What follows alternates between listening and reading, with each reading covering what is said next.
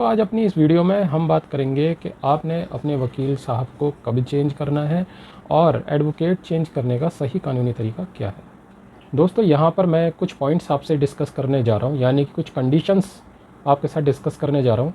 अगर ये कंडीशंस आप फेस करते हैं तो इन कंडीशंस के बेस पर आपको अपने वकील को बदल लेना है। जैसे कि अगर आपके वकील साहब अक्सर कोर्ट में लेट पहुंचते हैं, या जब आपको लगता है कि आपके वकील साहब आपके केस को ढंग से नहीं लड़ रहे हैं।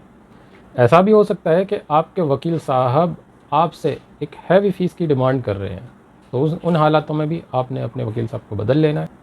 अगर आपको केस के दौरान कहीं भी ऐसा महसूस होता है कि ट्रांसपेरेंसी यानी कि पारदर्शिता आपके वकील साहब आपके साथ नहीं कर रहे हैं, तो आप इस बेस पर भी अपने वकील साहब को चेंज कर दीजिए, अदरवाइज़ आपको नुकसान झेलना पड़ सकता है। अगर आपको कभी भी ऐसा लगता है कि आपके वकील साहब द्वारा आपको सही जानकारी नहीं दी जा रही है, या आपसे जानकारियां जानबूझ के छुपाई जा रही हैं, या उनको खुद ही आपके केस की प्रॉपर जानकारी नहीं है, तो इन कंडीशंस में भी आप अपने अधिवक्ता को चेंज कर लें। अगर आपको कभी भी ऐसा लगता है कि आपके वकील साहब जानबूझकर आपके मुकदमे को लटका रहे हैं, यानी कि बेवजह तारीख पे तारीख ले रहे हैं, तो आप उनको बदल दें।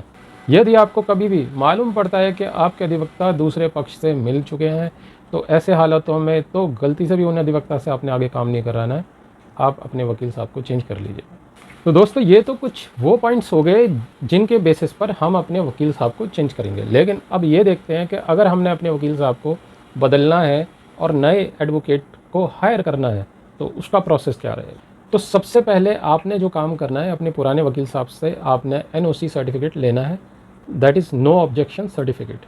और इसी के साथ जो आपके पुराने वकील साहब के पास आपकी केस फाइल है, वो फाइल भी आप उनसे ले लेंगे। ये दो काम कर लिए हैं आपने, NOC जो है वो ले ली है वकील साहब से, और आपने अपनी फ़ाइल वकील साहब से ले ली है।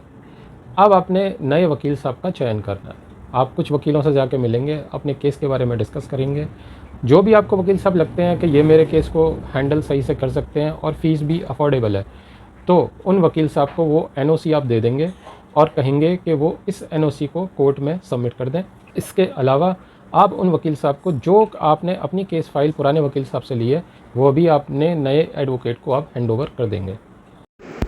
अब आपने करना ये है कि जो आपने नए अधिवक्ता का चयन किया है, उन अधिवक्ता का वकालतनामा भी आप साइन कर देंगे। सम टाइम ऐसा होता है कि क्लाइंट्स कहते हैं कि पुराने वकील साहब NOC देने से आनाकानी कर रहे हैं, तो आपको घबराने की बिल्कुल ज़रूरत नहीं है, क्योंकि आपके पास उसके लिए एक अल्टरनेटिव ऑप्शन है। आपने अपने नए अधिवक्ता से एक एप्लीकेशन लिखवानी है कि आपके पुराने वकील साहब NOC आपको नहीं दे रहे हैं, लेकिन आप अपने वकील को चेंज करना चाहते हैं, और अब आपके वकील साहब पर्टिकुलर ये वाले रहेंगे, यानी कि नए वकील साहब का आप उसमें नाम लिख देंगे। इस एप्लीकेशन को अपने अधिवक्ता के थ्रू विद योर प्रेजेंस, यानी कि अपनी हाज़िरी देते हुए आप कोर्ट में सबमिट कर देंगे।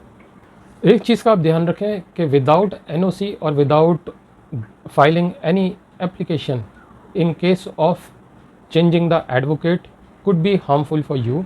तो आपने इस चीज़ का ध्यान रखना है, या तो आप NOC लगाएं कोर्ट में, और अगर NOC पुराने अधिवक्ता की नहीं मिलती है तो ये एप्लीकेशन आप ज़रूर लगा लें, क्योंकि एक केस में बिना कोर्ट की परमिशन के आप कई सारे अधिवक्ताओं को हायर करके नहीं रख सकते। उम्मीद करता हूँ इस वीडियो की जानकारी से आपको काफ़ी बेनिफिट होगा।